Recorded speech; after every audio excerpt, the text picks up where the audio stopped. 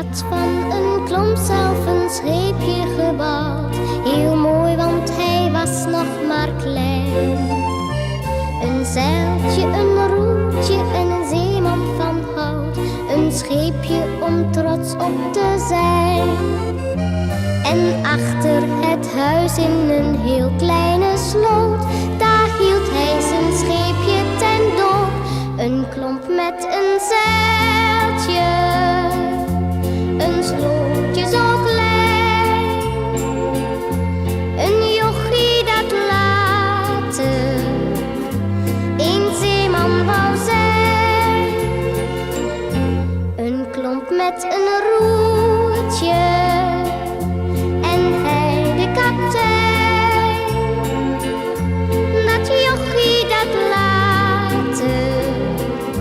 een zeeman wou zijn. En later ging hij als matroos echt naar zee, want varen vond hij steeds nog mooi. De klomp met het zeiltje nam hij met zich mee en stond elke reis in zijn kooi. Na jaren werd hij kapitein van een schuit, wat hij vroeger droom.